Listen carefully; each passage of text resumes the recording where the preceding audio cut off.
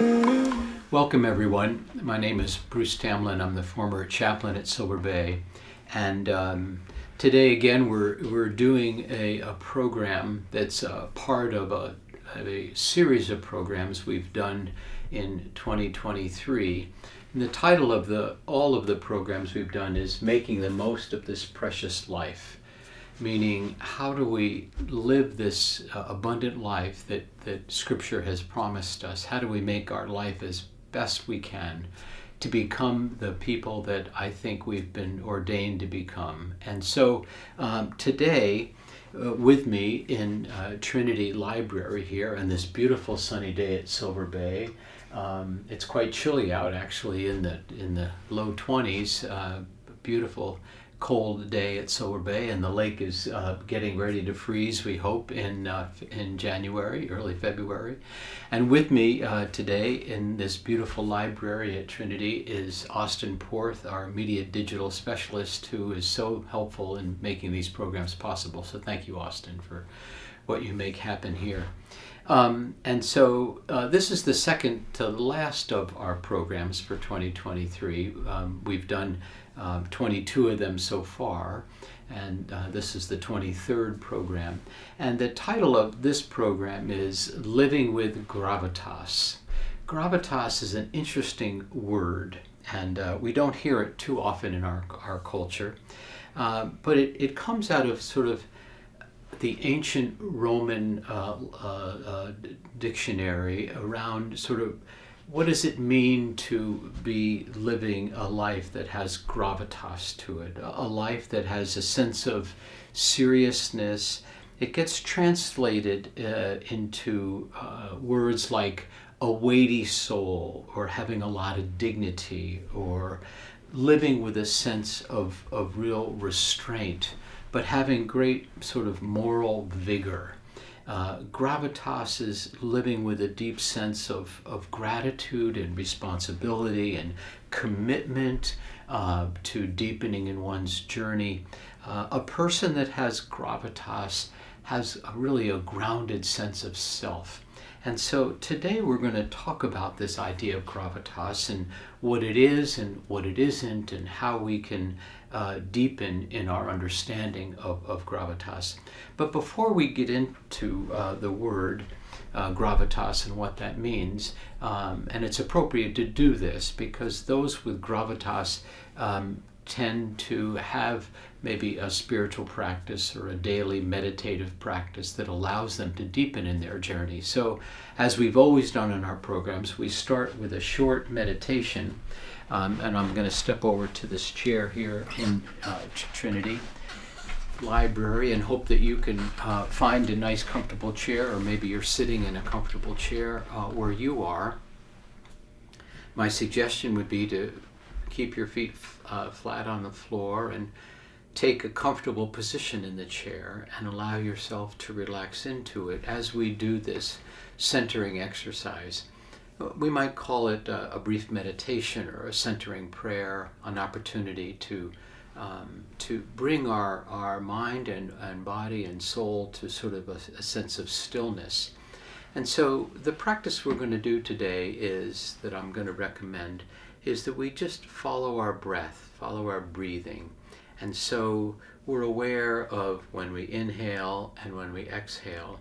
And as we exhale, we would say a word that has meaning for us, a gentle word. A word might be peace or joy or love, or a word that you would choose. And as you exhale in your mind's eye, you just silently say that word. And then again, you're aware of your inhalation and then you're exhaling. And so I'll just demonstrate this. And before we do it though, it's just good to relax and to feel the support of the chair.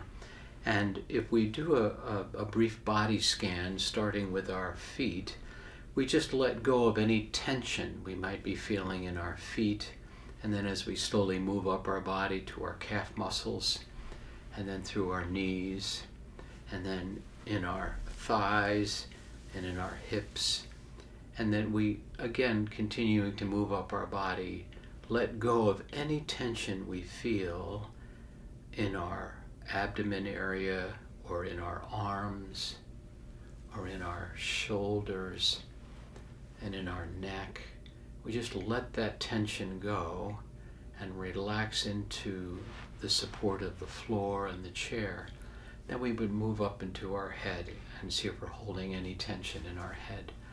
And so let's just take a breath and just let all that tension go that we're holding in our body, and allow ourselves to just relax. And then, as I had mentioned, just following our breath. We don't have to change anything about it, but we're just going to be aware of it. So my suggestion would be to close your eyes and be aware of your inhaling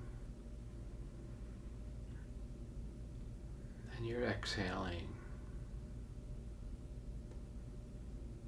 And you're focusing on your sort of mind's eyes on your breathing, inhaling and exhaling. And again, as you would exhale, you would say your word, like the word love or peace, joy. So why don't we do this together? As you inhale, aware of that, and then exhaling, silently saying your word.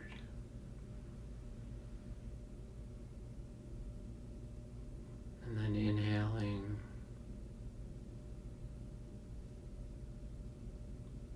and then exhaling. And let's just do this on our own for just a few minutes to allow ourselves to feel a sense of stillness, a sense of inner peace, a sense of calm.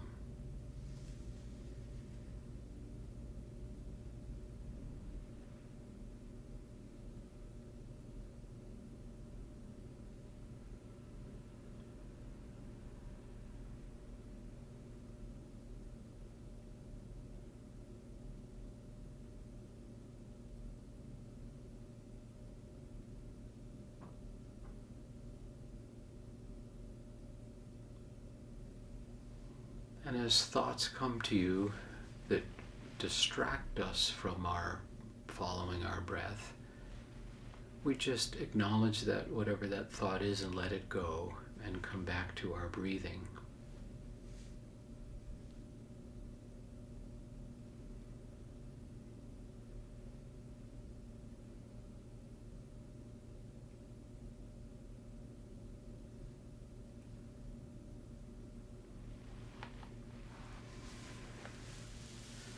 So let me just suggest that this short time that we've taken, I hope, has allowed you to feel a sense of groundedness, and that you might, on a regular basis, practice this sort of meditative practice, or we might call it centering prayer.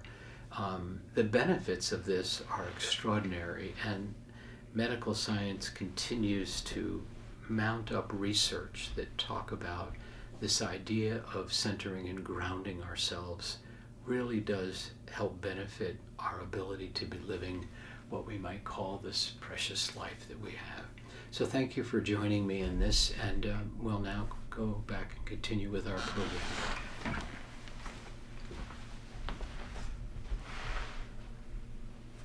So again, the title of this session is living with gravitas, living with this sense of sort of an inner sense of wholeness, an inner sense of dignity, a kind of a weighty soul. And so how does one sort of understand gravitas?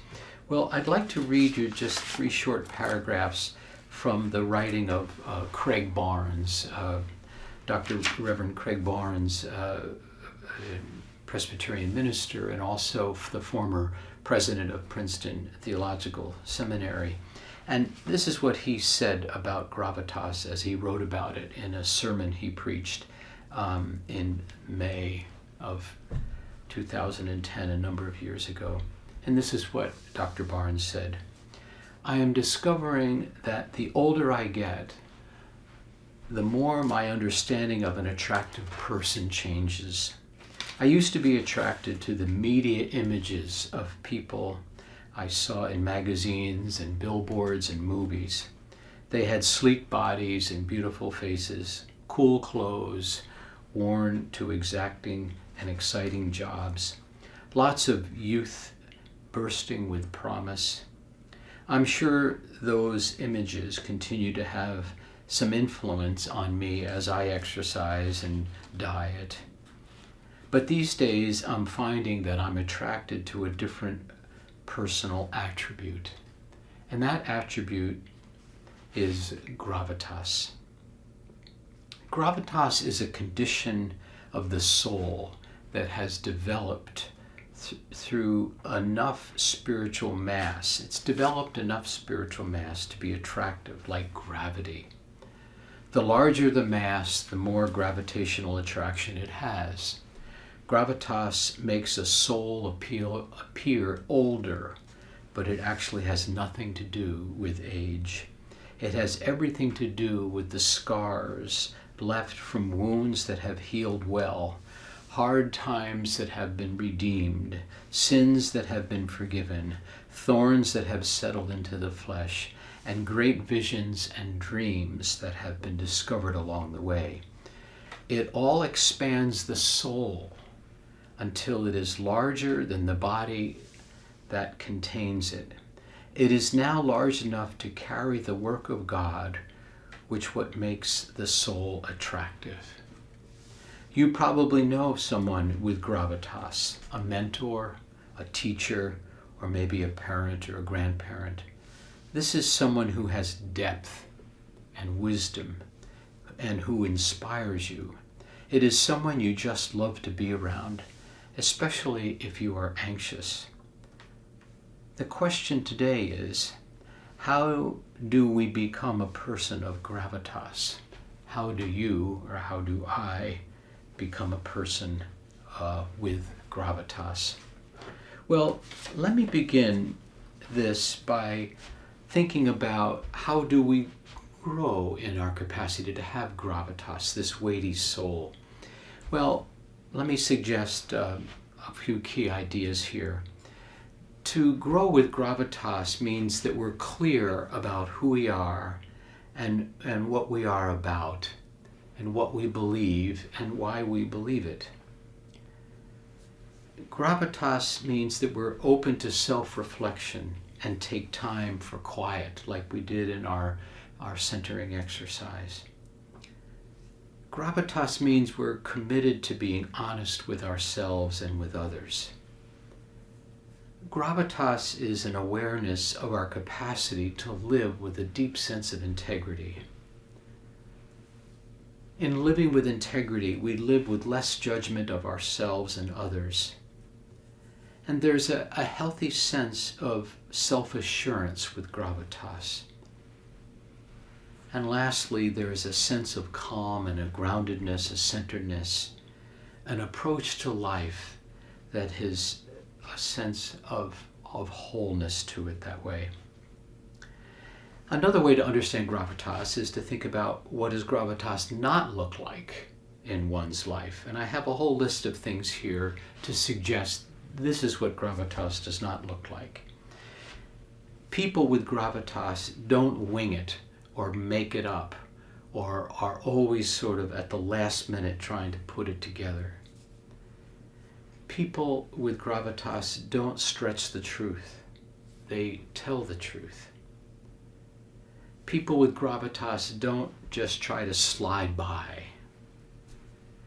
They don't rush through things, quickly doing half-baked jobs that way. People with gravitas don't need to impress others. People with gravitas are not prone to ridiculing others or making fun of others or judging others. Those with gravitas don't get caught in drama all the time or get emotionally hooked by things that way. They don't make stuff up. They don't project their own issues onto others. They don't shrink back from the responsibilities that they have in their life. They don't blame others for their own failures or mistakes.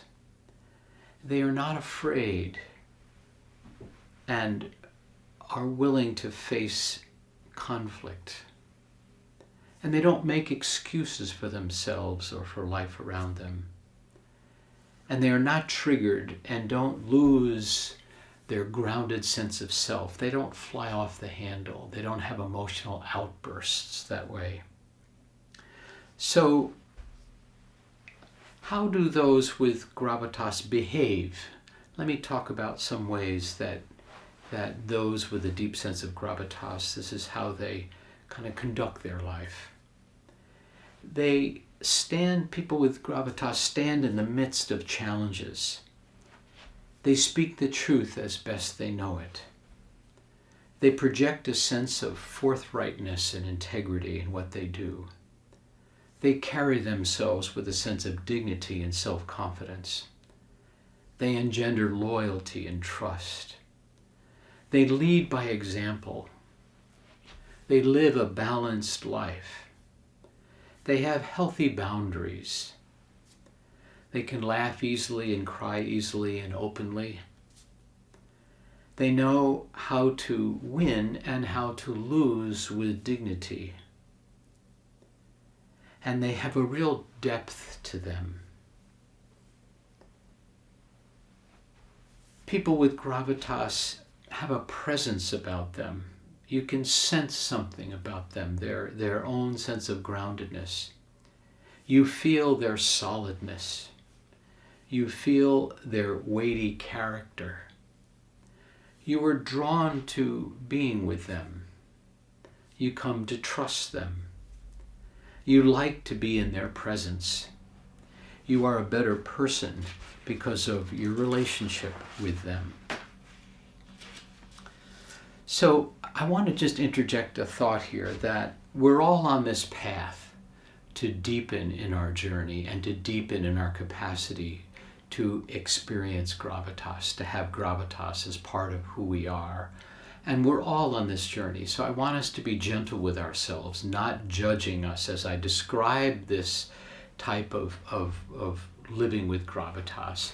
We all fall short at different times in different places. So please, don't be hard on yourself, forgive yourself, and know that you and me and everyone else is on the journey in deepening this path towards more of a sense of gravitas in our life. So, how does one acquire more of a sense of gravitas?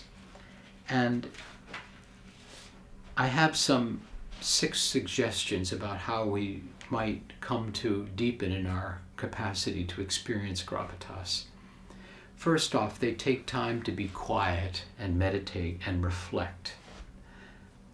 Second, they examine sort of their character and their behaviors. And they take a look at them and understand, where do I need to work on my own character and my own behavior? They might ask themselves questions around why at times am I so impatient? Or why am I jealous? Or why am I greedy? Or why do I exaggerate the truth? Or why do I try to look good all the time? Why do I need to impress others? And why do I feel sometimes inferior to others that way? People with gravitas take a look at these questions and attempt to sort of work through them so we don't end up sort of feeling impatient or jealous or greediness or the issues that I already described here. Because people with gravitas have a good sense of self, a good sense of who they are. People with gravitas see everything as an opportunity to grow. Some difficult things might happen to us, or some good things happen to us, and they're all opportunities to grow. We try to think of them as in non-dual ways, like this is good and this is bad. Rather, each one is an opportunity to deepen in our journey that way. People with gravitas, again, do inner work to become more whole and more content and more at peace with ourselves. That's the goal of Gravitas. And Gravitas plays very much into making the most of this precious life that we've been given, this gift of life. And people with Gravitas are willing to face their own pain. We all run into woundedness and pain at times and challenges that way. And instead of avoiding them or sometimes using some sort of substances to avoid those or to somehow dodge things, no, people with Gravitas are able to take time to work through things. And people with Gravitas often seek out someone who might help them work on some of the issues they're dealing with and to help them become the person that they want to become their truest selves. And lastly, around Gravitas, I'd like to talk about 3 major steps that I think serve to deepen our journey that way to a greater sense of having more Gravitas in our life. And the first one is to acknowledge our own woundedness. John Eldredge, author, he wrote a number of books, one called Wild at Heart. John Eldredge talks about working with men and has done lots of retreats with men. And he has said in his writing, he's never met a man that has never been wounded. So in so many ways, men have been wounded, and certainly women too. Now, he didn't talk about women in the book, but I think all of us in our lives at different times have been wounded by different aspects of life. Father Richard Rohr, Franciscan priest, who also has done many retreats with men's retreats, he talks about this experience he does on retreats where there might be 30 men in the retreat, and we're there for 4 or 5 days. And after they get to know each other a bit, maybe on day 3, they're all sitting together, and he gives each man a roll of red tape, and he invites them to go back to their room where they're staying on the retreat site, and he says, take a minute to take some time to take some of the red tape off and put the red tape on your body, on your clothes, wherever you have been physically, or emotionally, or psychologically, or spiritually wounded. And so the men take some time to put tape on their body, and then their bell rings and they're called back into the room, and the men walk back into the room, and so many of them, their bodies are filled with red tape where they've been wounded psychologically, physically, spiritually, or emotionally that way. And then each man talks about some of the wounds they have on their body. So the reason I sort of bring this up is that much of the research and much of the writing that's been done on doing inner work begins with the concept that something happens in our life that offers us the opportunity to it calls us to doing inner work.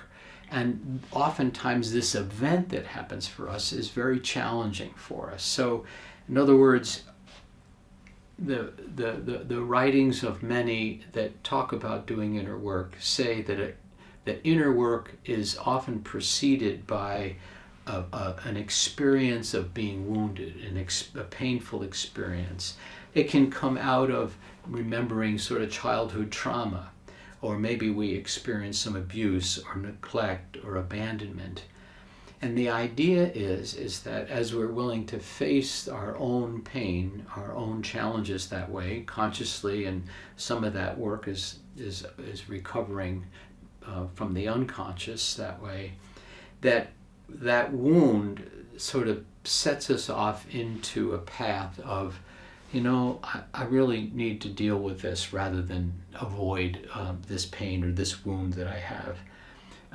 As we age, as we get older, woundedness can come in different ways. We can all of a sudden be fired from our job we've been at for a long time, and that's a wounding, or a divorce, or a loss of a dear loved one, or a health issue comes into our life.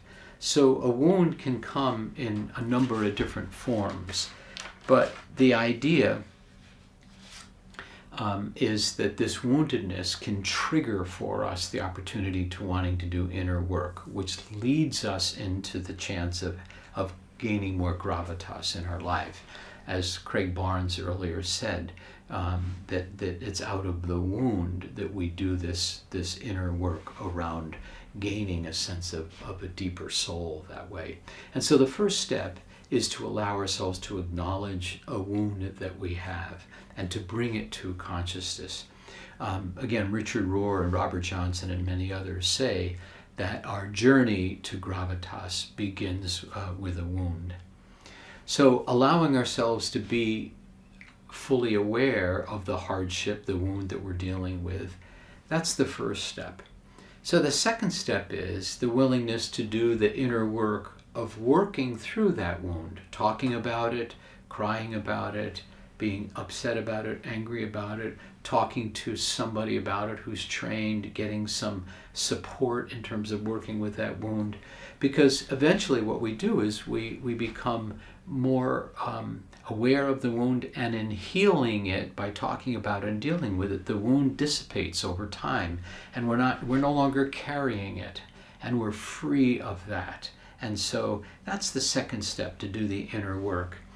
And then the third step is coming to a new awareness of who we are, that we're not carrying these wounds, that we are a beautiful creature created in the image of the divine, and we have the capacity to love and to forgive and to enjoy and to come to a deeper sense of what we're calling this precious life that we've been given, this gift of life.